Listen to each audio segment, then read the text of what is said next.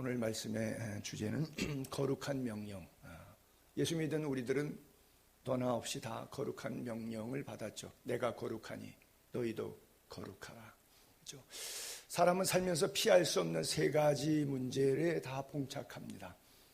근데 두 가지는 사람들이 믿는데 마지막 세 번째 건 안 믿어요. 믿거나 안 믿거나 상관없이 인간은 이 세 가지 문제를 알고 이 문제를 대비해야 됩니다. 이것은 내가 선택하는 것이 아니에요. 첫째는 출생 문제잖아요. 내가 태어나고 싶다고 해서 태어난 사람 있나요?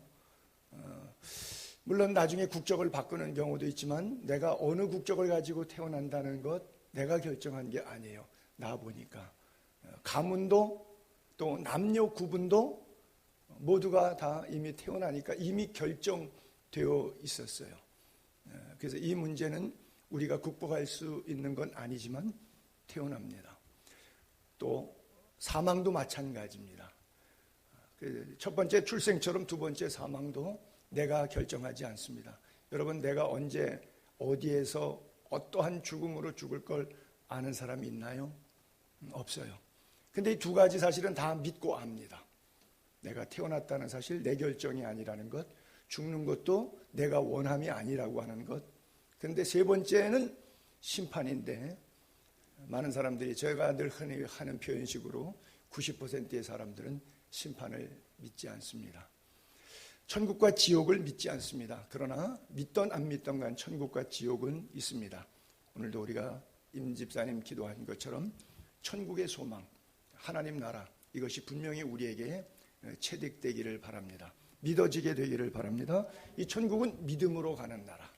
그렇죠? 돈으로도 못 가요, 하나님 나라. 키가 커도 못 가요, 하나님 나라. 말 잘해도 못 가요. 잘생겨도 못 가요, 하나님 나라. 믿음으로 가는 나라, 오직 하나님 나라. 여러분 가슴 속에 분명한 하나님 나라가 있게 되기를 바랍니다. 근데 안타까운 것은 이것을 믿지 않아요. 출생의 신비와 사망의 신비, 심판의 신비까지 이 세 가지는 피할 수 없는 인간의 문제인데, 그렇기 때문에 이 심판날이 임하기 전에, 저는 심판날을 월급날이라 그러는데, 이 땅에서 예수 믿고 주를 위해서 헌신, 충성, 수고한 모든 것을 하나님이 갚아주시는 천국으로, 안식으로 인도하시는 월급날이라고 이렇게 표현하는데, 그 가기 전까지 월급을 잘 받으려면 월급 받을 짓을 해야 되는데, 그 짓이 바로 거룩한 명령입니다. 하나님의 거룩하심처럼 오늘 우리가 이 땅에서 거룩한 삶을 살도록 명령을 받았어요. 특별히 거룩에 관한 기록들이 율법서의 레위기서의 제사법에 많이 등장됩니다. 먼저 레위기 19장 2절을 볼게요. 너는 이스라엘 자손의 온 회중에게 말하여 이르다. 너희는 거룩하라. 왜냐하면 나 여호와 너희 하나님이 거룩하기 때문에. 그러면서 이어서 하는 메시지가 두 가지. 거룩을 실천하는 면에 있어서 행동 요령이라 그럴까요?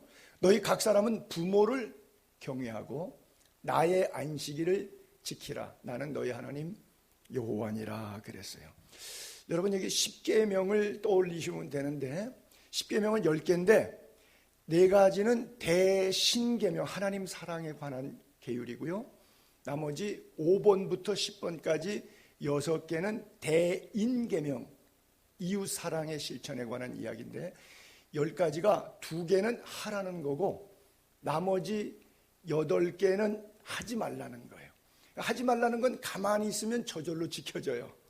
그렇죠? 근데 하나님하고의 대신관계 4가지 계명 속에서도 3가지는 하지 말라. 나 외 다른 신을 섬기지 말라. 우상을 만들거나 섬기거나 절하지 말라. 여호와 이름을 망령때 일컫지 말라. 말라는 건 안 하면 되는데 하나는 꼭 하라. 안식일을 기억하여 거룩히 지키라.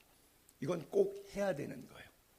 그 다음에 인간관계 이웃사랑도 부모를 공경하라. 이거는 무조건 해야 되는 거예요. 살인하지 말라, 간음하지 말라, 도둑질하지 말라, 내 이웃을 해하려 거짓 증거하지 말라, 내 이웃의 것을 탐내지 말라, 아내나 남종이나 여종이나 소나낙이나 다 탐하지 말라고 이렇게 6계명을 6가지를 나눴는데, 하지 말라는 것이 양쪽에 쫙 퍼진데 딱 하나씩만 있어요. 하라는 것은 이게 뭐예요? 안식일을 기억하여 거룩히 하라. 그 다음에 부모를 공경하라. 이것이 우리가 거룩하게 되는 삶에 있어서, 다른 거는 가만히 있어도 되지만 요거는 꼭 돈과 시간, 물질, 삶 전체를 통해서 꼭 해야 되는 것들이에요. 그래서 나의 안식일이라 이렇게 썼잖아요. 레위기 26장 2절부터 보게 되면 너희는 내 안식일을 지키며 내 성소를 경유하라. 나는 여호와니라. 너희가 내 규례와 명령 준행하면 내가 너희에게 철따라 비를 주리니 땅은 그 산물을 내고 밭의 나무는 열매를 맺는다. 여기 안식일과 성소를 얘기하면서 굳이 소유격으로 내 거다. 주일이라고 하는 것은 주님의 날이라고 하는 거예요. 내가 마음대로 써도 되는 날이 아니에요. 그리고 교회, 성소, 성전이라고 하는 것은 하나님의 집이에요. 그래서 교회가 목사가 돈 있어서 개척했다고 자기 교회고 어떤 장로님이 집을 팔아서 건축원금을 냈다고 해서 거기에 리더십을 갖는 거고 절대 그렇지 않습니다. 교회는 내 성소라고 말씀하셨고요.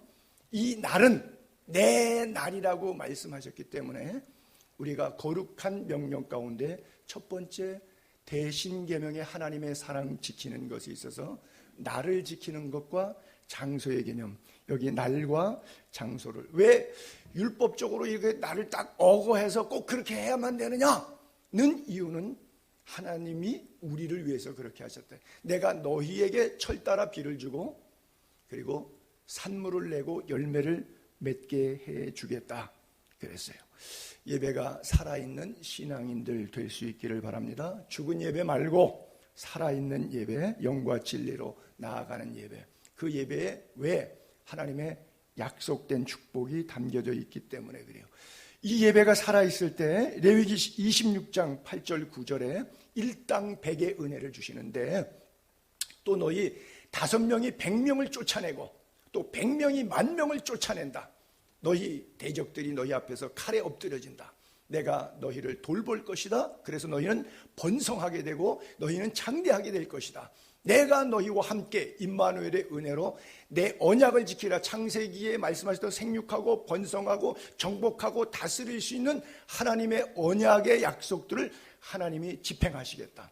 그래서 안식일을 지키는 것은 하나님을 위한 예배지만 결국 그 예배 때문에 내가 6일 동안 사는데 에너지, 힘, 축복을 누리는 것이라고 하는 거예요. 농사 짓고 일하고 경제활동, 사회활동하는 일주일 동안의 삶의 모든 영역을 하나님이 책임지신다는 거예요. 하나님의 은혜로 덮어주신다고 하는 거예요. 그래서 이것은 우리가 꼭 힘들게 지켜야 될 계율이 아니라 평생 사는 동안 6일 동안 매 6일의 사이클마다 하나님이 은혜 주심의 약속이 이 언약을 시행하리라 그랬어요. 그래서 성소가 뭐냐? 내가 성소예요. 늘 말씀드리죠. 교회는 유형적 교회, 무형적 교회. 무형적 교회가 바로 나라고 하는 거예요. 우주적 교회. 그래서 내 안에 주님이 임재하신 것. 구약에도 신약에도 레위기서와 고린도전서에 그렇게 써있죠. 레위기서 26장 11절에 내가 내 성막을 너희 중에 세우리니. 아니 성막을 광야에서 이동할 때마다 땅에다가 세웠잖아요. 근데 성막을 땅에 세우지 않고 어디 세워요? 내 안에 성막을 세워요. 여러분 안에 하나님의 거하실 처소가 있음을 믿으시기 바랍니다. 성막엔 지성소가 있잖아요. 핏부림을 통해서 내가 너와 만나고 내가 너희의 할 말을 이루리라. 만남 미팅 포인트고 하나님의 음성을 듣는 포인트고 죄를 용서받는 시은좌 은혜가 베풀어지고 속죄소 내 죄가 용서함 받는 장소 하나님과 만나서 내 인생의 문제가 해결되는 장소가 바로 성소잖아요. 그래서 하나님의 임재, 하나님의 성막. 그래서 나는 너희 하나님이 되고 너희는 내 백성이 된다. 고린도전서 3장 16절에도 같은 맥락이죠. 신약에서도 너희는 너희가 하나님의 성전인 거. 우리가 하나님의 성전. 하나님의 성령이 우리 안에 계셔요. 이걸 알지 못하느냐. 누구든지 하나님의 성전을 더럽히면 하나님이 그 사람을 멸하시리라. 하나님의 성전은 거룩하니 너희도 그러하니라. 여러분, 하나님의 성전을 더럽힌다 그러니까 여기 교회에다가 담배꽁초 집어던지고 벽을 발자국 내고 쓰레기 갖다가 집어넣고 이런 얘기가 아니고요. 저것을 영적으로 하나님의 성전을 더럽히는, 내가 하나님의 성전이 임한 곳인데 안식일을 기억하여 내 성소에 와서 예배하도록 만드는데 주일날 내가 이 약속을 어길 때에 성전을 더럽히는 것이 된다고 하는 그런 메시지인 거예요. 이게 바로 성전을 더럽히는 죄예요. 그래서 하나님의 성전은 거룩하니 너희도 거룩하라. 성도가 있어야 될 자리, 우리가 살아가야 될 방법, 거룩한 명령으로 주님 우리에게 분명히 일러주셨어요. 그래서 우리가 하나님의 임재 속에 우리의 삶은 내 방법대로 살지 않고 하나님이 나의 왕이시기 때문에 그분의 통치 영역에 살아가는 거예요. 여러분, 옛날에는 나라가 구분이 없잖아요. 성경이 쓰여질 당시에 뭐 고대 사회는 더하고, 지금은 한국, 일본, 중국, 몽골 국경이 다 있어요. 고대 사회 국경이 있어요? 없어요. 특별히 유럽에 여행하다 보면 140km, 160km 차를 고속도로 쫙 달리는데 이태리에서 스위스로 넘어가 버렸어요. 그 터널이 36km짜리 알프스 터널을 지나갔는데 밀라노에서 이태리 쪽으로 들어갔는데 나오니까 스위스 나라가 나와요. 언제 바뀐지 모를 정도로 나와요. 그냥 스페인에서 차를 몰고 포르투갈로 지나가는데 고속도로 그냥 쫙 지나가는데 아무것도 없어요. 그냥 지나갔어요. 근데 하나 놓친 게 옆에 수도 팻말처럼 아주 작은 거, 파란 바탕에 노란색 12별이 있는 거, E자선 에스파냐에서 포르투갈로 넘어갔다고 P자 하나 써 있는 거 팻말 하나 있어요. 그러면 슉 160km로 건너갔어요. 몰라요. 여러분, 하나님의 다스림이 있는 곳까지가 영역이에요. 고대 사회는 성주가 성을 다스리는데 이쪽 성과 저쪽 성 사이는 들판이에요. 그럼 어디까지가 그 나라고 이 나라고 경계가 어디 있어요? 어디까지냐? 나는 이 성주가 나의 다스림과 이 성주 속에 내 모든 권한을 맡기고 살 거야. 그러면 그 성 속에 들어가 있으면 나는 그 성 사람이고 그 나라 사람인 거예요. 누구의 통치를 받느냐? 여러분들이 하나님의 통치를 받느냐? 사탄의 악령의 통치를 받느냐가 여러분들의 삶의 나라가 어느 나라에 사느냐. 그래서 하나님의 나라는 여기 있다 저기 있다 하지 못하리니 너희 안에 있느니라. 바로 하나님의 나라가 죽어서도 가는 나라 맞지만 살아서 이미 결정되기 때문에 우리가 하나님의 성전이에요. 그래서 하나님의 말씀, 하나님의 거룩한 명령을 따라 살아가는 삶 속에 이미 하나님의 나라는 우리 안에 이루어지게 되는 거예요. 그러나 사람들이 이 말씀대로 살지 않죠. 저는 늘 그렇게 표현하는데 90%의 사람들은 이 성경을 믿지 않고 이것을 하찮게 여기죠. 레위기 26장 14절부터 쭉 보면, 그러나 하나님 아무리 말씀하셔도 그러나 너희가 내게 하나님께 청종하지 않아요. 이 모든 하나님 명령을 준행하지도 않아요. 하나님의 명령을 멸시해요. 그리고 그 마음속에는 하나님의 법도를 싫어해요. 그리고 하나님의 모든 계명을 준행하지 않아요. 하나님의 약속도 다 배반해버려요. 그리고 내가 너희를 결국은 뭐예요? 놀라운 재앙을 내려 폐병과 열병으로 눈이 어둡고 생명이 쇠약하게 할 것이요, 너희가 파종한 것은 헛되고 너희의 대적이 그것을 먹을 것이다. 너희 중에 연병을 보내고 너희를 대적의 손에 넘길 것이며. 그래요. 하나님 없이 살았던 모든 삶을 청색으로 표현했던 저런 삶 때문에 놀라운 재앙, 우리가 정말 겪어보지도 못한, 듣도 보도 못한 이런 희한한 바이러스의 재앙 시대를 78억의 인구가 지금 겪고 있어요. 특별히 그것은 열로 인해서 폐가 상함을 받는 그런 폐병과 열병 종류로 온 몸이 전부 다 녹아나는 이런 질병, 밑에 보니까 이걸 연병이라고 그러는데 이것이 돌면 전염병이라고 그러는 거예요. 그래서 지금은 전염병이 창궐한 이런 팬데믹 시대에 우리가 살고 있는데, 더 무서운 메시지는 26장 18절 이후에 보게 되면, 그렇게 가리켰는데도 너희가 그렇게까지 되어도 내 말을 믿지 않는다. 즉 놀라운 재앙 때문에 전염병이 있는데도 내 말을 듣지 않는다. 청종하지 않으면 너희의 죄로 말미암아 너희가 7배 더 징벌을 받는다. 너희가 나를 거스려 내게 청종하지 않을 때 너희 죄로 너희에게 7배나 더 재앙을 내릴 것이다.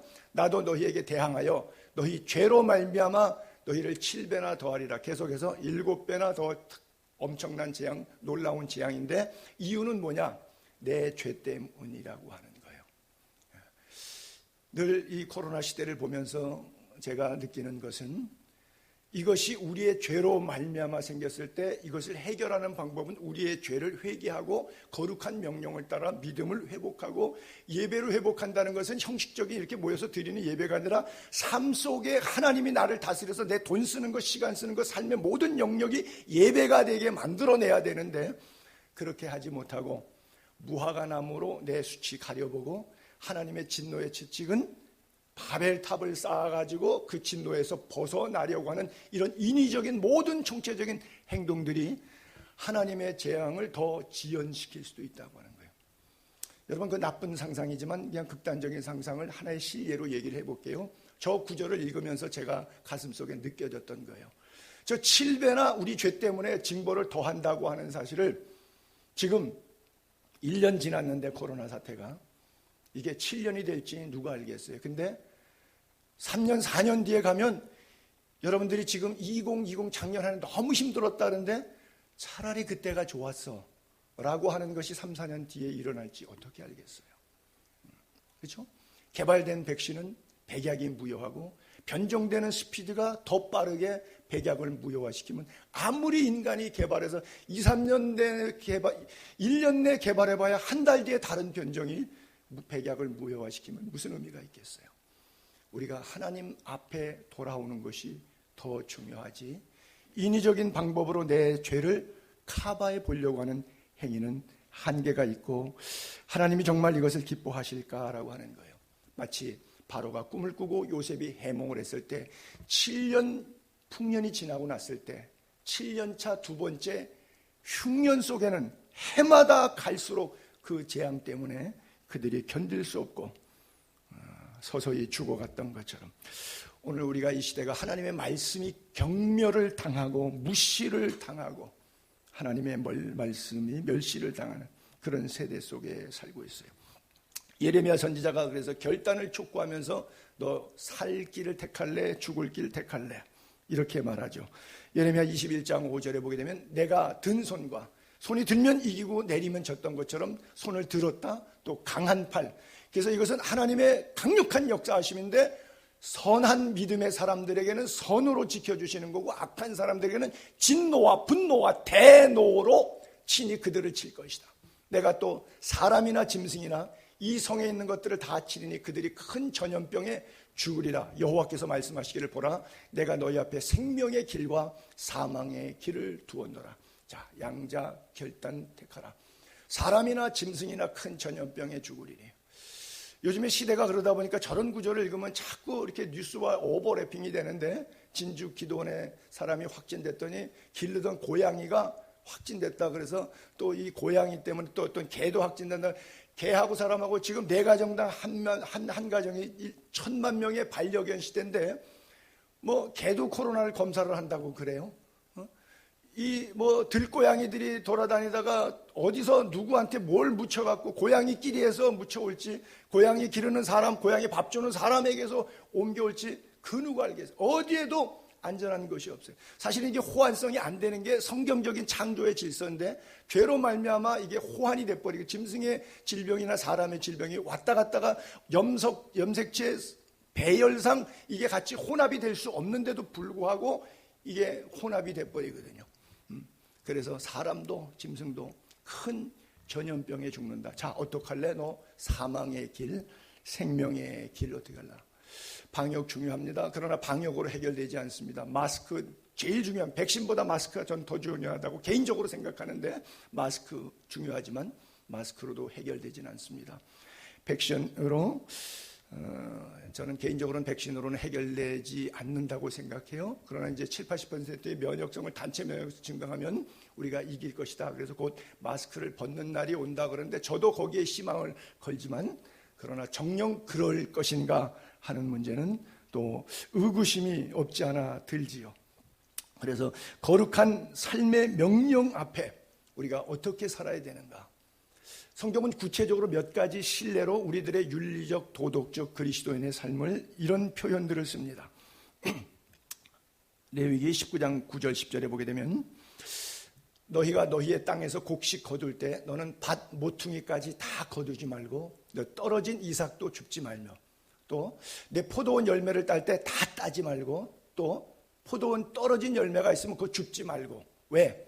가난한 사람과 거류민을 위하여 버려두라. 나는 너희 하나님 여호와. 이게 뭐예요? 긍휼히 여기는 자는 복이 있나니 그들이 긍휼히 여김을 받을 것임이라고. 우리가 우리에게 죄 지은 자를 용서해 준 것처럼 하나님 우리의 죄도 용서해 주옵소서. 이 원리가 거룩한 삶을 살아가는 이 땅의 우리의 빛과 소금의 삶인 거죠.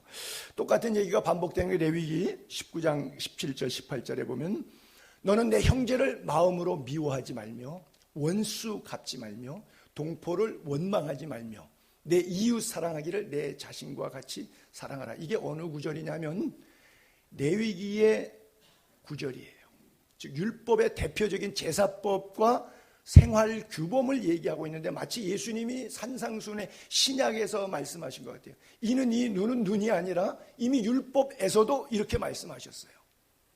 그래서 가난한 자에 대한 긍휼한 마음, 손을 펼주라는 마음, 그리고 내 외적인 것도 아니 외적인 신앙, 내적인 신앙에 있어서는 성도 간에 서로 미워하지 말고 또 어떤 일에 있어서 원수 갚거나 원망하지 말고 내 이웃을 내 몸처럼 사랑하는 마음, 이것이 거룩한 명령을 받은 성도의 삶이라고 하는 거예요.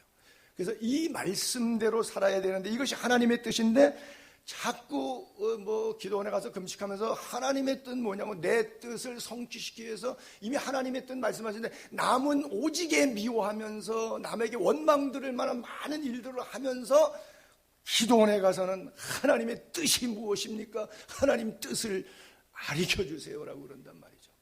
하나님 보실 때 얼마나 어리석어요. 인간의 신앙의 모습이.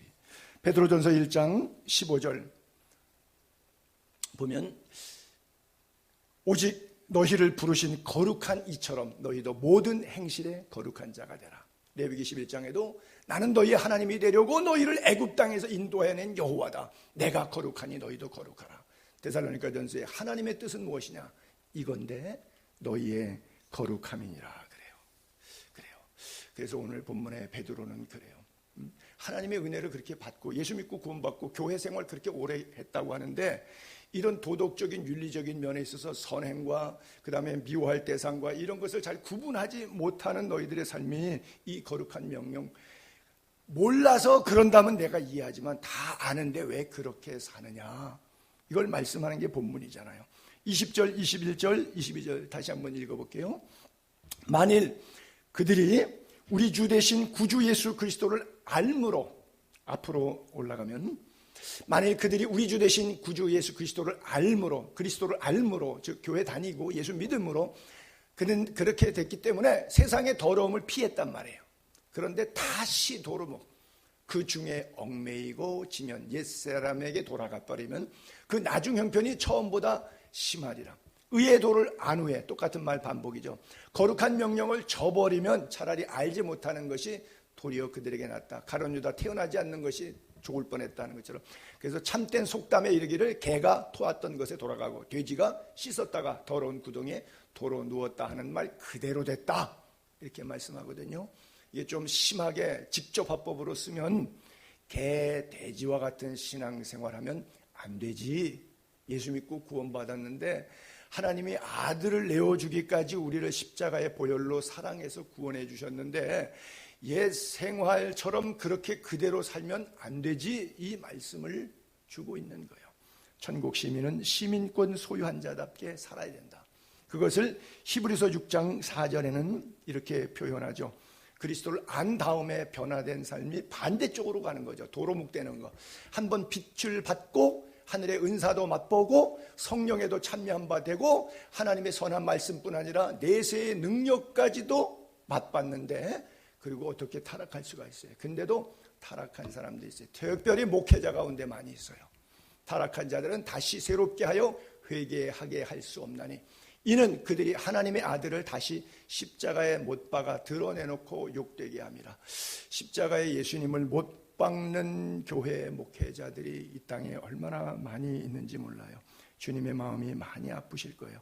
히브리서 10장 26절 27절에 같은 맥락에서 이렇게 말씀합니다. 우리가 진리를 아는 지식을 받은 후, 진리는 예수예요. 예수를 아는 지식을 받았어요. 믿었어요. 근데 짐짓 죄를 범한 즉 또 돌아가는 거죠. 아까 개돼지처럼의 신앙생활 비유죠. 속죄하는 제사가 없고 오직 무서운 마음으로 심판을 기다리는 것과 대적하는 사람을 대적하는 사탄을 불태울 맹렬한 불만, 지옥 심판불만 남았다라고 하는 거예요.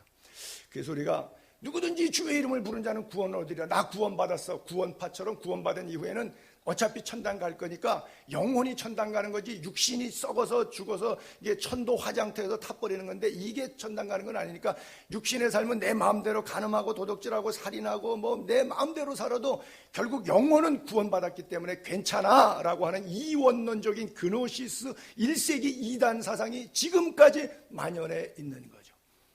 지금도 구원파가 바로 그것 아니에요.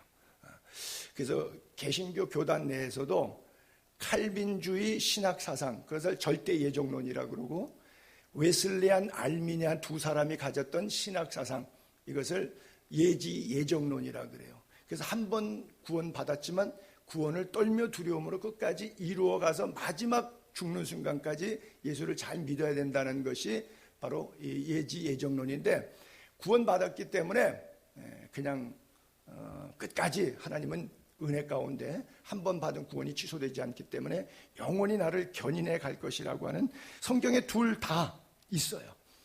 그러나 주로 이제 장로교단 같은 데서는 칼빈 많이 얘기하고, 감리교나 웨슬레의 뭐 성결교나 순복음계통에서는 예정론을 주로 많이 얘기하는 견해가 있는데, 어차피 성경에는 다 있는 겁니다. 어떤 신학을 갖느냐 중요하지는 않지만, 성경에 보게 되면 에스겔서 18장 2절에 너희가 이스라엘 땅에 관한 속담 이르기를 아버지가 신포도 먹으니까 아들의 이가 시다. 어찌 됨이냐, 그런 말 하지 말라는 거죠. 주 여호와의 말씀이니라. 내가 나의 삶을 두고 맹세하는 너희가 이스라엘 가운데서 다시는 이 속담 쓰지 못하게 되리라. 범죄하는 그 영혼은 각각 자기 죄로 죽는 거예요. 아들은 아버지의 죄악을 담당하지 않는다. 반대로 아버지는 아들의 죄 때문에 죽지 않는다.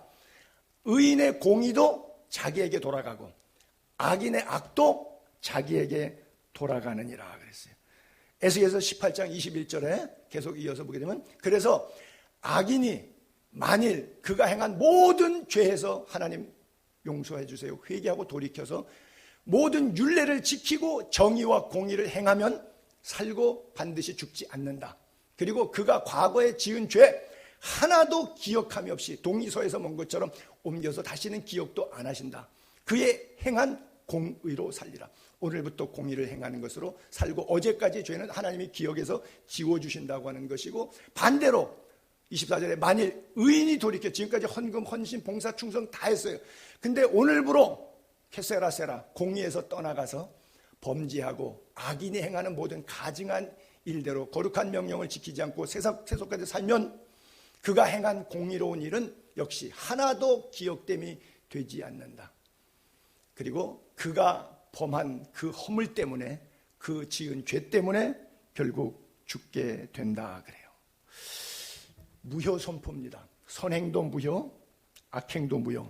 제가 누누이 말씀드립니다마는 마지막에 웃는 사람이 진짜 웃는 거예요. 도중에 웃어도 하나님 말씀대로 거룩한 명령을 저버리면 슬피 울며 이를 갈미 있으리라 한 말씀처럼 지옥의 고통 속에 빠질 수가 있고요. 마지막까지. 그러니까 저런 구절이, 에스겔이 이스라엘 선지자잖아. 이스라엘 사람들이 들으니까 너무 싫은 거예요. 나는 아브라함의 자손인데 이미 구원 받았는데 뭔 소리 하는 거야. 하나님이 택한 백성, 나는 태어나자마자 8일 만에 할례를 받았는데, 할례는 선택받은 백성의 상징인데 무슨 소리 하는 거야. 이해하지 못해요. 오늘날도 신학적으로 교단이 달라지고 목사들이 똑같은 성경을 해석하면서 갑론을박하는 것이 바로 그런 이유예요. 그런 하나님이라면 공평하지 않지. 지가 공평하지 않은데 자기 신학 감정 사상 때문에 하나님의 말씀이 그러면 공평하지 않은 거라고 해석을 해내는 목회자들이 있는 거예요. 에스겔서 18장 29절부터 30절까지가 바로 그 얘기인데, 그런데 이스라엘 족속들이 이렇게 말해요. 주의 길이 공평하지 않다. 하나님 말씀합니다. 이스라엘 족속아, 왜 내 길이 어찌 공평하지 않냐. 너의 길이 공평하지 않은 것 아니냐. 내 생각 너의 생각, 나의 길 너의 길이 다른데, 주 여호와의 말씀이니라. 이스라엘 족속아, 내가 너희 각 사람이 행한 대로 심판할지라. 너희는 돌이켜 회개하고 모든 죄에서 떠날지어다. 그래야 너희가 죄악의 걸림돌이 되지 않는다 그래요.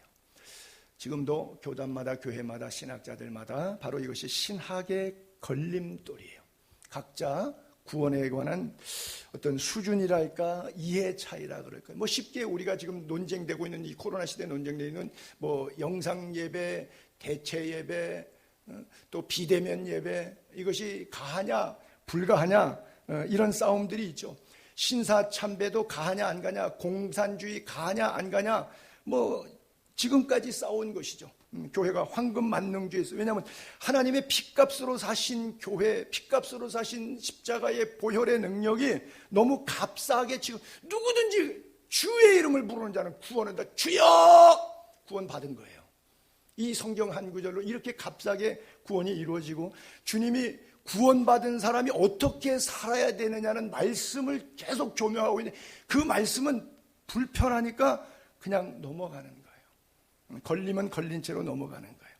그리고 한 번 받은 구원은 영원히 취소되지 않기 때문에 신앙생활, 내가 이렇게 하든 저렇게 하든 하나님이 자유의 영이 나를 다 용서하실 것이고 은혜로 다 덮어주실 것이다, 그렇게 믿는 거예요. 참 코로나 시대를 살면서 안타까운 것이 우리끼리 싸우는 거예요. 비대면 예배가 옳다고 하는 세된 교회 스타일의 목사님도 계시고, 대면 예배만이 예배라고 하는 세계력 교회 목사님의 가르침도 있고, 그런 양극화된 유튜브의 가르침들을 보면서 여러분들은 도대체 뭐가 옳은 거냐 헷갈리는 거죠. 보통 대정부 관계하는 기독교의 채널은 대형교회 목사님들이다 보니까 그분들이 정부 측에다가 이야기하는 것이 기독교의 정체성과 예배의 본질을 가지고 갑론을박하지 않고 뭐 가지고 얘기하느냐, 30명 모이는 교회도 규모가 작은데 20명 갈 수 있고, 우리는 5,000석 만석 예배당인데 어떻게 우리가 20명 방역 충분히 지킬 수 있다, 이 딜해서 따내서 예배드립니다. 지난 2월 3일 수요일날 대한민국에서 제일 큰 교회 목사님이 수요예배 때 그런 설교했죠. 하나님 은혜 감사하다, 10% 열어줘서, 거기는 만석이니까 그냥 한 번에 1,000명씩 들어갈 수 있으니까, 5부 예배 7부 예배 뭐 5,000명 7,000명 모일 수 있으니까 감사하다. 곧 20%까지 열릴 줄로 믿습니다. 교인들이 아멘. 고작 얻어내는 것이 예배의 본질의 회복이 아니라, 자기는 예배당이 크니까 사이즈에서 몇 명 더 모아놓고 떠들 수 있다는 것에 대해서, 몇 명 더 들어오니까 아마 헌금도 조금 더 나아지지 않을 거냐고 하는 그런 이해타산적인 계산이. 그러니까 고작 내놓고 하는 얘기가 뭐야, 아마 유튜브 보신 분이 있을 거예요. 카드 장사처럼 어떤 연세대 교수가 좋다고 이거 몸에 지니고 있으면 코로나 걸리지 않는다고 방역 카드를 강단에서 복음이라고, 복된 소식이라고, 예수 그리스도의 피의 복음이 아니라 연세대 교수가 내놓은 카드, 자기 몸에 지니고 있는데 이거 전 교인들에게 나눠줄 거라고. 그래서 한 달 뒤에 이것이 유효한지 무효한지 그것을 내가 그때 가서 판단하겠다고, 전 교인에게 배포 시작하겠다고. 강대상에서 주님이 들으실 때, 야 목사야 이게 복음이냐 물으시겠죠. 자기 딴에는 거룩한 강단, 예수 그리스도 십자가의 보혈로 우리를 구원하신 이 강단을 더럽혔는데, 더럽혔다고 생각하겠어요? 교인들의 건강과 안녕을 위해서 좋은 복된 소식을 증거했다고 대단한 착각 속에 감사하고 있겠지요. 교회의 목적은 예배입니다. 예배는 하나님의 얼굴을 구하는 것이고, 그분의 음성을 통해 무엇을 들어야 돼요? 내 죄를 들어야 돼요. 그래서 회개와 천국을 깨닫고 발견하고 거룩한 명령을 따라 십자가 지고 경건한 삶을 살기 위해서 믿음과 아는 것과 행위가 일치되도록 만드는 것이 바로 교회 공동체 역할이고 교회 나오는 이유이고, 이 삶이 단순하게 한번 교회 왔다 갔다 왔다 안 왔다의 문제가 아니라 일주일 동안 삶으로 연결돼서 하나님의 거룩한 명령이 여러분들의 직장에서, 여러분들의 가정에서, 이웃 속에서, 식당에서, 거리에서, 친구들과의 만남 속에서 그리스도의 정체성의 냄새가 나야 되는 것이고, 그리스도의 향기와 편지로 쓰임 받아야만 한다고 하는 것이죠. 너무나 진짜와 가짜가 혼재해서 헷갈리게 하는 시대. 예수님 시대도 예수님 설교 들으면 이게 맞는 것 같은데, 바리새인들과 서기관들과 율법학자들의 설교 들으면 그게 맞는데 여기에 90%는 따라가는 거예요. 예수님 따라가는 사람은 작고, 고작 예수 따라가는 인간들은 어떤 사람들? 병들어서 예수님한테 가면 병 고침 받지 않을까? 오병이어 떡 먹으니까 표적, 기적, 이사를 통해서 내 육신의 삶에 조금 더 안정을 얻지 않을까? 요 수준만 따라가는 거지 나머지는 안 따라가는 거예요. 정치 따라가고 제도 따라가는 것이죠. 오늘날 교회가 그리스도가 예수 그리스도가 안 계신 교회, 하나님이 그 마음속에 하나님에 대한 경외 두려움이 없는 목사들, 이 교회는 목사들의 놀이터가 됐습니다. 여기는 내가 차린 편의점이에요. 내 직장이에요. 이게 내 밥 먹는 밥그릇이 되어 있어요. 세상을 변화시켜야 될 교회가 세상 사람들이 교회를 염려하는 시대가 됐죠. 그래서 예배 강행이라고 하는 비난을 뛰어넘어서 행정명령으로 교회를 폐쇄하거나 마음대로 열었다 닫았다 또 십자가를 철거할 수 있는 그런 시대가 됐어요. 하면 교회 발 이런 데 나오는데 그 얘기를 들을 때마다 우리는 분노보다는 우리 안에 스스로의 회개점을 찾아야 됩니다. 여러분, 왜 교회 발이라고 하는 얘기를 나오냐? 교회에서 확진자가 나와서라고 하는 것보다도, 그런 표면적인 이유보다도 이 깊은 이유를, 그동안 수십 년 동안 기독교가 전래된 이후에 하나님의 은혜로 성장했더니 성장된 교회들마다 무슨 짓들을 했냐고요. 세상의 빛과 소금을 역할을 했습니까? 교회 안에서 세상 뉴스에 비춰진 5만 가지 재정적인 음란함이나 이런 것들이 계속해서 터져 나오잖아요. 그러기 때문에 비난받는 것이지 교회 안에서 확진자 나온, 여러분 확진자 세상에 교회가 안전하다고요? 물론 여기 매주 청소하고 우리 전사님이 뭐 소독약을 치는데 그냥 굉장히 깨끗하게 하지만 그렇다고 해서 여기가 깨끗한 것은 아니에요. 어디 가도 커피숍에 앉았는데 뒤에 사람하고 동선이 5분간 겹쳤다고 해서 내가 확진될 가능성도 있고요. 어디에도 앉아요. 교회에서 걸리는 게 아니라 어디 가서 걸려도 그분이 교회 나오면 5천 명, 10,000명씩 모이는 교회 교인들이 다니다가 그분의 한두 분이 왜 확진자가 없겠어요? 제가 일부 예배 때도 얘기했는데 공개해도 될 한 달이 넘었기 때문에 얘기하는데, 저도 그리스 갔다 와서 비행기 안에 확진자 있어서 자가격리 14일 동안 했었고요. 주일 예배 설교 우리 전사님이 그때 했었죠. 그리고 1월 1일 날 큰아버지, 여기 큰아버지 돌아가셔서 1월 4일 날 장례식 했을 때 장례식 했는데 그 다음에 이틀 뒤에 문자가 뛰고 왔어요. 영등포 구청에서 확진자 밀접 접촉이니까 능동적 격리 대상자입니다. 신학교 가고 교회 오고 교인들 만나고 신방도 가고 계속 다 했어요. 그래서 검사 받으려니까 당장 가서 검사 받아서 그 자리에서 음성이 나오긴 했지만 어디에도 안전한 데 없어요. 왜? 저희 그 고모가 확진이 됐는데 장례식에 조문 예배도 같이 얘기하고 그 다음날 장례식 날은 그냥 같은 버스 타고 우리 사람은 바로 옆에 앉아서 계속 장례 버스 가면서 얘기하고 오면서 얘기하고, 또 커피숍에서 화장하는 동안에 앉아있는데 내 물을 갖다가 고모가 자기 목마르다고 달래기 위해서 고모가 마시고 그 다음에 또 받아갖고 내가 먹고 한 병으로 같이 마셨어요. 장례식 다 끝난 다음에 하루 종일 끝나고 오후녁에 집에 모셔다 드리고 식모 아주머님한테 또 전도하고, 그리고 또 고모가 병원 가겠다 그래서 차에 모셔서 병원에 하루 종일 그분 다 모시고 아침부터 저녁 7시 반에 환송예배, 연결예배 시작해서부터 4, 5시까지 하루 종일 같이 먹고 마시고 놀고 병원까지 모셔다 드리고 안녕히 가세요. 그 다음날 확진됐대요. 나보고 검사 받으래. 저도 놀랬고 우리 사람도 놀랬겠죠. 어디에도 안전한 것이 없어요. 지금 제가 무슨 말씀을 드리고 싶은 요지냐 하면 어디에도 안전한 것이 없어요. 교회 발이라고 해서 교회 발인 게 아니라, 요양원 발이라고 해서 요양원 발이 아니라, 변종 영국 발이라고 해서 남아공 발이라고 해서 그 발이 아니라 어차피 78억의 인구의 만연에 있어요. 천지에 충만해요. 어디에도 안전한 거, 여러분들의 가정이라고 안전한 거 아니고 직장이라고 안전한, 다 안전하지 않아요. 특별히 하나님의 생명사계로 보호하심이 여러분들이 있기를 바랍니다. 중요한 것은 여러분들의 예배가 살아있고 죽은 예배가 아니라 산 예배, 그리고 그 예배가 이렇게 요식행위로 드리는, 교회당 와서 드리는 예배도 중요하지만 이것이 삶으로 연결돼야 된다고 하는 사실. 삶으로 연결되지 않는 예배는 의미가 없는 거예요.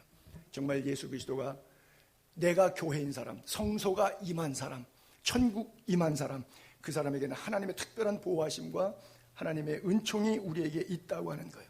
그러나 주의해야 될 것은 내가 내 죄 때문에 욕먹으면, 지금 기독교가 욕을 먹는 이유는 기독교가 잘못했기 때문에 교인들이, 목사들이 너무, 좀 죄송한 표현을 쓸게요, 깽판을 치고 개판을 쳤기 때문에 주님은 거룩한 명령을 주어서 세상의 빛과 소금, 예배당에 가서, 교회에 가서 믿는 사람들 사이에서 빛과 소금이 되라고 말씀하신 적 없고, 너희는 세상에, 넌 크리스천 소사이티를 포함해서 세상에서 가서 빛 역할하고, 세상에 가서, 오염된 세상에 가서 소금 역할을 하라 그랬는데, 밖에 버려져 밟히는 맛을 잃어버린 소금이 되었고, 빛은 이미 어두움이, 교회가 어두움이 장악해서 목사도 어두움에 사탄에 장악하고, 성도들도 말이 장로고 말이 권사지 예배 드린다고 앉아있을 뿐이지 일주일 동안 가서 사는 삶 보면 도저히 말할 수 없는, 이게 예배자의 삶인가, 그런 삶을 살고,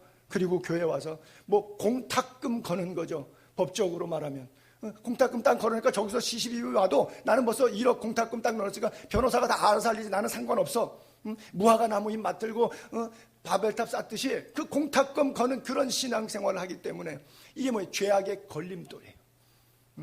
죄를 더 만연화시키고 죄를 더 지연시키는 것이죠. 뉴스에 보게 되면 우리의 잘못들이 너무나 많이 나와요. 우리가 회개해야 될 부분도 있지만, 그러나 여러분, 세상을 두려워하지 않게 되기를 바랍니다. 요한복음 15장 18절에 보게 되면 세상이 너희를 미워한다 그랬어요. 그 다음 절로 넘어갈게요. 세상이 너희를 미워하면 너희보다 먼저 나를 미워한 거다. 예수쟁이들이 욕먹으면 예수 미워서가 아니라 예수님 싫어서, 기독교 싫어서 욕하는 거예요. 너희가 세상에 속했으면, 세상처럼 하고 같이 샀으면 같은 한 패니까 같이 놀 수 있어요. 근데 세상에 속하지 않고, 예수님이 세상에서 우리를 불러주셨잖아요. 교회라고 하는 단어가 에클레시아가 이렇게 부름받은 자들의 선택된 모임이잖아요. 불러주게. 그러니까 이게 물과 기름처럼 겉돌기 때문에 세상이 너희를 미워하느니라 그랬어요. 여러분, 여기서 우리가 늘 주의해야 될 것은, 세상으로부터 복음 때문에 미움받는 것은 당연하고 이것이 나에게 영광이기 때문에 기쁨이지만, 내 죄, 내 정욕, 내 잘못 때문에 욕먹으면 안 되는 거죠. 그렇죠? 내 죄 때문에 미움받으면 그것은 내가 회개해야 될 그런 것이죠. 뉴스를 보면서도 우리는 그런 것을 구분할 수 있어야 돼요. 그러나 세상을 두려워하지는 말게 되기를 바랍니다. 히브리서 12장 28절에 보게 되면 우리가 받은 나라는 어떤 나라냐? 그러므로 우리가 흔들리지 않는 나라를 받았어요. 왜 자꾸 내 믿음이 흔들려? 좀 이렇게 비유해서 좀 양해를 하시고 그냥 들으세요. 영상 예배를 드리는 분들인데, 좀 코로나가 잔잔해지는 것 같아서 내가 이번 주는 교회를 좀 오랜만에 나가봐야지 라고 생각하는 분이 있다가 갑자기 금요일쯤에, 주말쯤에 뉴스가 나오는데 뭐 여기 터졌다 저기 터졌다 막 이렇게 나와요. 그러면 또 못 나가요. 그래서 좀 나가야지 하다가 또 못 나가요. 왜? 하나님을 믿는 게 아니라 뉴스를 믿으니까. 하나님의 말씀의 영향력의 크기보다는 뉴스의 영향력이 더 크잖아요. 하나님은 안 보이고 일단 뉴스는 보이고 들리잖아요. 그러니까 내가 받은 나라는 여기 있다 저기 있다 하지 못하는 하나님의 나라가 아니라 상황에 의해서 뉴스에서 흔들리는 나라예요. 흔들리는 나라. 그러나 하나님의 나라는 절대 흔들리는 나라가 아니에요. 흔들리는 나라가 아닙니다. 은혜를 받자. 은혜를 모르면, 은혜를 받지 못하면 믿음의 세상을 사는 담력이 없어요. 너희가 세상에서 환난을 당하나 담대하라. 내가 세상을 이기었노라. 세상을 이긴 예수님에 대한 은혜, 여러분 가슴에 있기를 바랍니다. 은혜를 받자. 이로 말미암아 경건함과 두려움으로 하나님을 기쁘시게 섬길지니. 아멘. 우리 하나님은 어떤 하나님? 소멸하는 불이십니다. 세상 불, 다른 불 두려워하지 마시고 하나님의 불 두려워하게 되기를 바랍니다.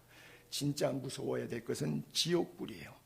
초대교회 교인들은 지옥불 무서워했지, 화형시키는 황제의 행정명령을, 기독교 박해를 무서워하지 않았어요. 네로도 무서워하지 않았어요. 도미티아누스의 박해도 무서워하지 않았어요. 하드리아누스의 박해도 로마의 10대 왕들의 극악무도한 불태워 죽이는, 사람에다가 타르 까만 거 덮여갖고서는 거리에 가로등으로 썼잖아요. 그 불 붙여놓으면 사람이 그래서 밤마다 수십 명 수백 명을 거리에다가 타르를, 사람을 흔히 말해서 휘발유 붙여갖고 불태워서 야간에 가로등으로 쓸 정도로 대단한 도시 아니었었습니까? 그 불 얼마나 무서워요. 여러분 보고 그렇게 한다 그러면 누가 예수 믿겠어요? 그 불이 무서운 게 아니라 하나님은 소멸하는 불, 하나님의 불이 무서운 줄 알아야 돼요.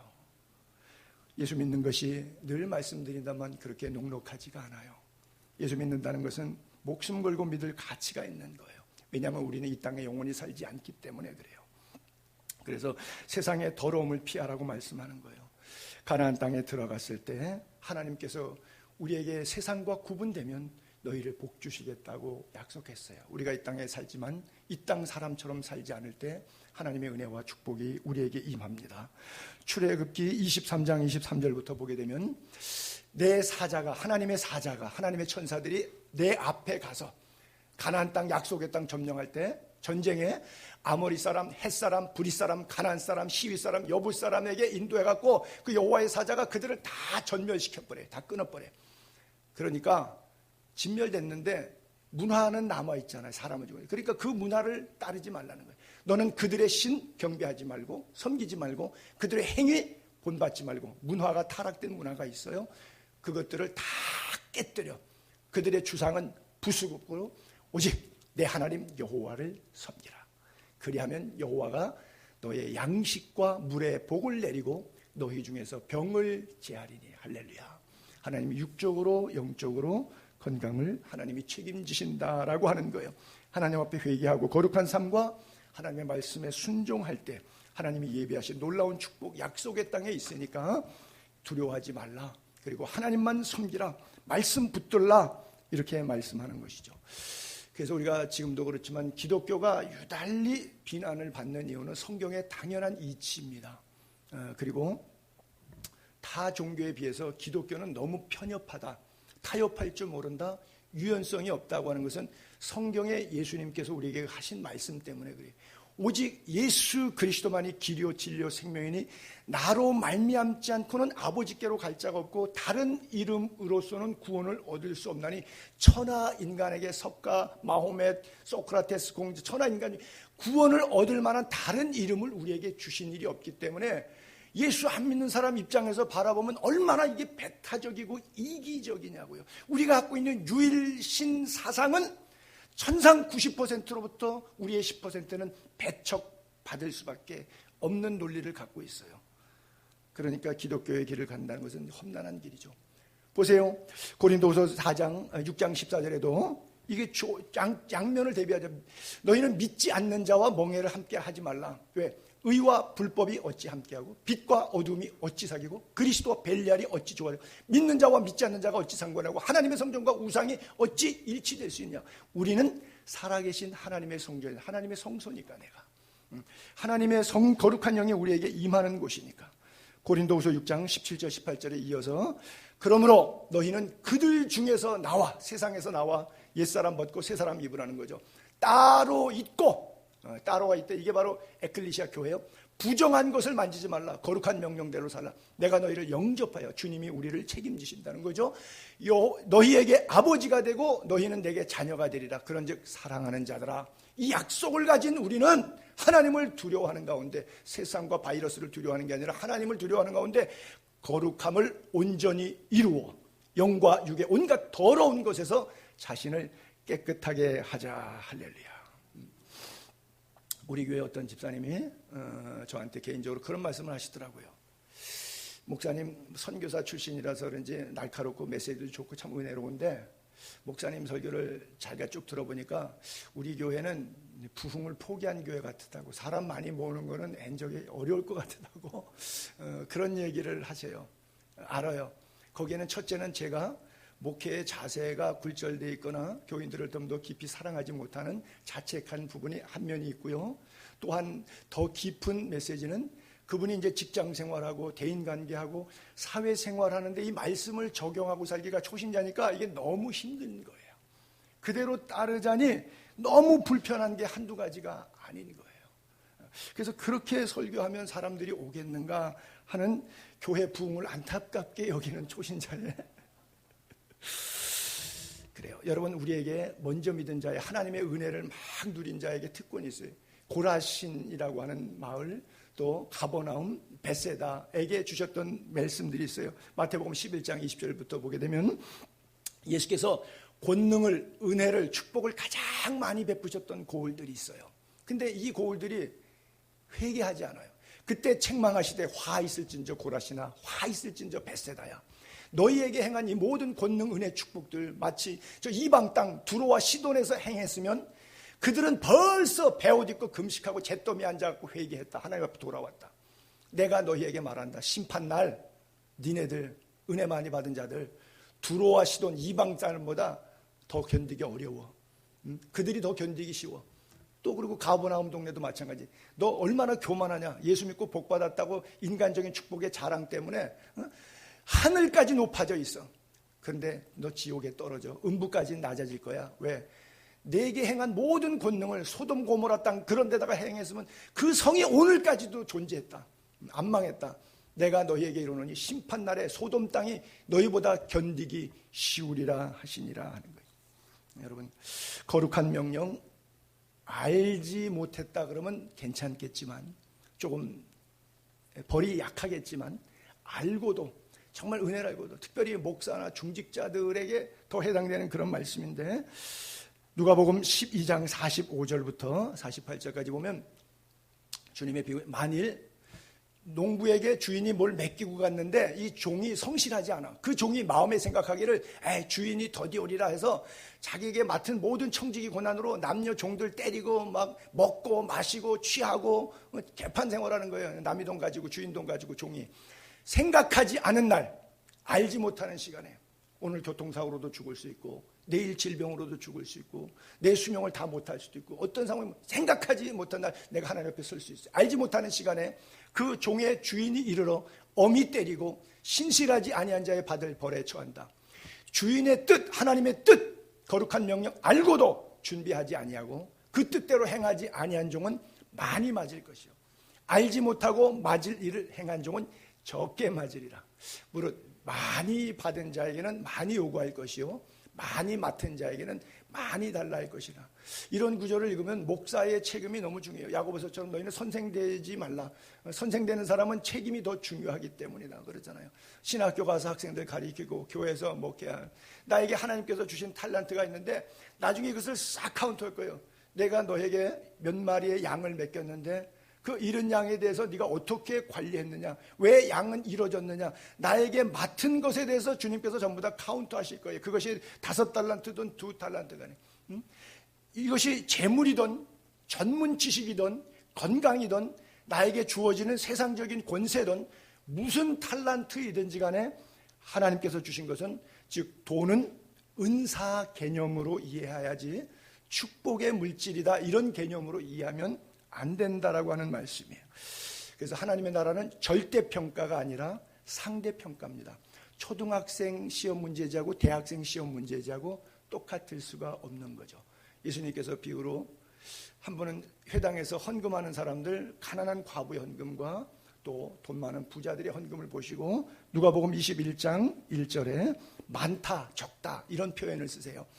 예수께서 눈을 들어 부자들이 헌금함에 헌금 넘는 것 보시고 또 어떤 가난한 과부가 2렙돈 넣는 것을 보시고 이르시되 내가 참으로 너희에게 말하노니 이 가난한 과부가 모든 사람 중에 제일 많이 넣었다. 저들은 그 풍족한 중에서 퍼센테이지에 헌금했지만 이 가난한 과부는 그 가난한 중에서 자기가 가지고 있는 100%를 헌신했다라고 하는 거예요. 주님은 절대평가가 아닙니다. 상대평가입니다. 이게 돈이 많다 적다를 액면가로 이해하시면 안 되고요.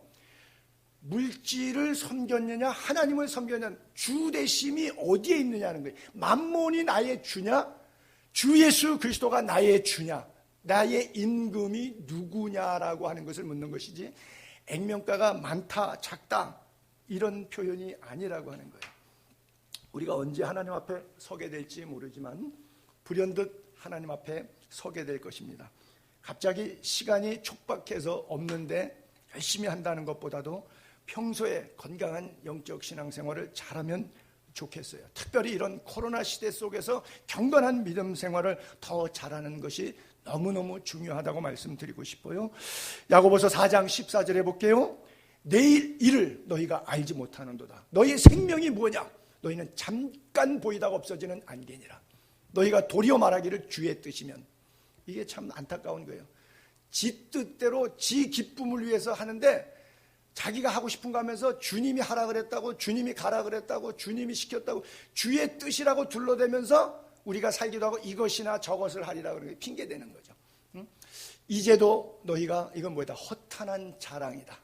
그러한 자랑은 다 어디서 나왔냐? 악한 마음에서 나오는 거예요. 그러므로 사람이 선을 행할 줄 알고도 행하지 아니하면 죄니라 그래요. 거룩한 명령이 임했는데 그 명령을 거부하는 것 자체가. 그래서 그런 쓸데없는 자랑하지 말고, 어저께도 우리 학생들 토요반이 한 60명 되는데 스펄전의 목사론책 여러분들이 이제 헌신해 주신 분들이 계셔서 나눠줬어요. 그러니까 60명 학생들이 이제 책을 받아보면서 저 목사님 개척교회 목사님인데 뭐 돈으로 이렇게 많이 사셨나 하는 그런 트로들 말씀하세요. 그래서 제가 그랬어요. 이거 내 돈으로 산 게 아니라 우리 교인들 줄이 틀어갖고 뺏어온 돈이라고. 우리가 섬길 수 있다면, 그리고 또 우리들에게 마음속에 은혜를 주실 때, 그렇죠? 근데 나의 영광을 위해서 허탄한 자랑하려고 학생들 앞에서 교수가 공짜로 책 나서 폼 젤라고 했다 그러면 이건 허탄 자랑인데 내 마음이 악한 거예요. 그렇죠? 사람의 영광을 취하려고. 이런 자체가 벌써 악하다는 거예요. 우리의 자랑은 오직 십자가임을 믿게 되시기를 바랍니다. 그러기 위해서는 십자가를 지는, 자기를 부인하고 자기 십자가를 지는 고난을 은혜로 여기는 깊은 믿음으로 통과할 수 있는 거예요. 결론적으로 디모데전서 6장 3절에 보게 되면 제가 쭉 읽을게요. 10절까지. 누구든지 다른 교훈을 하며, 여러분 요즘엔 코로나 시대에서 다른 교훈이 많아서 헷갈릴 거예요.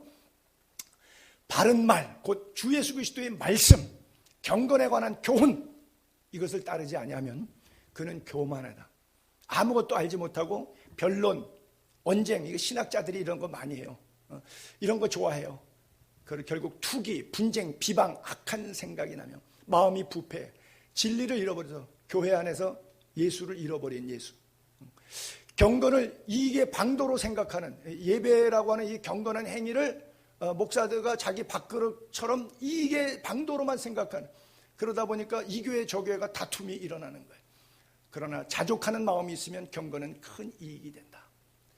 우리가 세상에 아무것도 가지고 온 것이 없음에 또한 아무것도 가지고 가지 못하리니 우리가 먹을 것, 입을 것이 있으면 족한 줄로 알 것이더라. 부하려 하는 자들은 시험, 올무, 여러 가지 어리석고 해로운 욕심 떨어진다. 사람으로 파멸, 멸망 빠지게 한다. 돈을 사랑하는 것이 일만하게 뿌리가 된다. 왜? 이것을 탐하는 사람들이 결국 미혹에 빠져가지고 믿음을 떠나게 되고, 돈 걱정하다가 자기를 찔렀다가 자살하고 우울하고 돈 때문에 힘들어하는 사람들이 얼마나 많이 있는지 몰라요. 여러분 뭐 다 아시지만 사람이 죽으면 화장터에서 한 줌의 흙이 되죠. 저희 큰아버지도 그렇게 돈이 많아도 제가 사진을 찍어놨는데, 워낙 거기 보니까 수고를 하면 사진 찍지 마세요 써있더라고, 화장터에. 그래도 자료로 쓰려고 내가 사진을 찍어놨어요. 개뼈다구처럼 다 뼈 울그러진 거 분쇄기에 집어넣으니까 가루 한 점 나오더라고요. 이 가루 한 점 나오는데 이게 인생이에요. 그거 뭐 몇천억을 가지면 뭐예요? 세상에 아무것도 가지고 온 것이 없는데 아무것도 가지고 가지 못해요. 근데 한 줌밖에 안 되는 이 인간이 하나님의 뜻을 모르고 하나님의 뜻을 불어잇고 족한 줄을 모르고 그저 시험 평생 원망하고 돈하고 싸우다가 96년에 생애를 마쳤어요. 올해도 사셨어요. 여러분 개인적인 간증인데, 저희 아버님이 1919년생이니까 벌써 102세죠. 생전에 계신다. 목회 만 70 은퇴하고 그 다음에 71세에 딱 주무시면서 돌아가셨어요. 주일날 난 감기 기운이 있어서 교회 오늘 못 갈 것 같다. 난 누워서 쉴 테니까 너희들 교회 갔다 와라. 그리고 예배당 갔다가 보니까 그냥 돌아가셨어요. 침대에 누우신 채로. 침대 뒤에 이렇게 벽에가 탁 떨어져 있어요. 그래서 우리 어머님이 이놈은 노인네 왜 벽에는 이렇게 떨어졌는데 그냥, 그리고 벽에를 끼려고 주워서 이렇게 하다 보니까 벌써 돌아가신 거예요. 아무도 없는데 조용히 천국으로 주일날, 우리는 예배 중에 그분은 집에서 하나님 나라 가셨는데, 우리 아버님이 경찰 생활을 하셨어요. 뭐 만주에서도 그랬고, 1954년도 기록 그쪽에 제주도 걸 뒤집더니 그게 나오더라고요. 아버님 명단이 나오더라고요. 그 경찰로 일하고, 그래서 부산까지 내려와서, 그래서 미군 부대 피복창에서 근무해갖고 옷이 엄청 많고, 싸전이라서 또 쌀가게를 했어요. 열탁가게, 쌀가게, 옷가게를, 요즘 말하면 그룹입니다. 그 부산에서. 그리고 해운대에 가게 되면 지금은 큰 100층이 넘는 L타워가 생겼는데 그 바로 앞에 조그매요. 뭐 해운대 온천장이라고 온천 목욕탕이 있습니다. 옛날 대중탕이죠. 그게 저희 거예요. 그러니까 아버님이 만약에 재판에 져가지고 재산 몰수 다 당하고 빈털털이 되고 서울로 올라오지 않았더라면, 그리고 그 과정 속에 벙어리 되지 않았다면, 실어증이 왔고 돈 때문에 스트레스 받아갖고 몸에 병이 와서 말이 안 나와요. 숨이 안 쉬어져갖고, 그래서 실어증에 걸리셔서 말을 못하셔서 종이에다가 글 써서 의사소통하셨어요. 만약에 병들지 않았다면, 망하지 않았다면 우리 아버님이 목사 신학교 안 가셨을 거예요. 저도 목사 안 됐을 거예요. 부산에 그거 갖고 있으면 제가 왜 목사합니까? 딴 거 하지. 재밌게 살지. 그렇잖아요? 이게 부하려 하는 잔, 이게 잘못된 게 아니에요. 그 부의 목적이 어디에 있냐는 거예요. 부의 목적이 하나님께, 하나님의 영광과 생명 살리는데 선순환으로 쓰는 부는 아름다운 부지만, 자기의 영광을 위해서 교만하다 보니까 하나님이 어디 있어? 기도할 필요도 없어. 왜? 크레딧 카드 쫙 긁어버리면 되지. 뭐하러 주시옵소서 하고 기도하는 거예요. 이게 뭐예요? 다 자기를 찌르는 거예요. 믿음에서 떠나는 길이 되는 거예요. 그래서 재물 얻을 능력, 재물을 거둘 능력까지 다 하나님의 손에 있어요. 마지막 한 구절 볼게요. 신명기 8장 18절 19절에 보기에는 내 하나님 여호와를 기억하라. 뭘 기억해요? 그가 내게 재물 얻을 능력을 주셨습니다. 이같이 하시면 내 조상들에게 맹세하신 언약을 오늘과 같이 이루려 하심이라. 내가 만일 내 하나님 여호와를 잊어버리고 다른 신들을 따라 그들을 섬기며 그들에게 절하면 내가 너희에게 증거하노니 너희가 반드시 멸망할 것이다. 하나님을 기억하라는 거예요. 하나님의 뭘 기억해요? 재물 얻을 능력. 예수를 믿는 사람도 예수를 안 믿을 사람도 재물 얻을 능력을 누구의 손에서 오느냐? 하나님의 손에서 와요. 그래서 어떤 사람은 그것을 선을 위해서 쓰다가 죽고 천국 가는 거고, 예를 들어서 뭐 삼성이든 현대든 뭐 LG든 뭐 대기업 총수도 재물 얻었는데 지가 잘나서 똑똑해서 생긴 줄이 아니에요. 하나님의 역사의 수레바퀴 속에 쓰임 받은 거예요. 재물 얻는 능력을 하나님이 주신 거예요. 근데 그 하나님은 무시하는 거죠. 세상의 권세도 뭐 삼부자의 70년 동안 북녘의 통치권도 그들이 얻은 것 같지만 하나님의 역사의 수레바퀴 속에 있는 거예요. 모든 것이 하나님의 손에서 나와서 하나님의 손으로 돌아가는데, 우리가 청지기로 태어나서 죽기까지 맡았던 건강이든 물질이든 재능이든 권력이든 무엇이든지 간에 하나님을 잊어버리지 않고 하나님의 영광을 위해서 그분의 거룩하신 명령을 따라 살면 천국 가는 거고, 그렇지 못하면 지옥으로 가는 거예요. 내가 너에게 증거하니 너희가 반드시 멸망할 것이니라. 이 멸망은 바로 지옥이죠. 그래서 우리에게 주신 자유의지로 하나님을 기억하고 그분의 명령을 따라 살 것이냐, 하나님을 잊어버리고 여호와를 잊어버리고 내 멋대로 살고 멸망의 길을 갈 것이냐. 그것은 여러분들이 결정하시는, 여러분 안에 주신 하나님의 선물 자유의지라고 하는 거예요. 나는 예수의 교회 성도님들도 재물 얻을 능력을 통해서 하나님의 선한 역사의 도구로 쓰임받고 마지막 충성된 모습 속에 하나님 앞에 서면 착하고 충성된 종이다 칭찬받는 주의 거룩한 백성들 되기를 거룩하신 주님의 이름으로 축복합니다. 기도하겠습니다.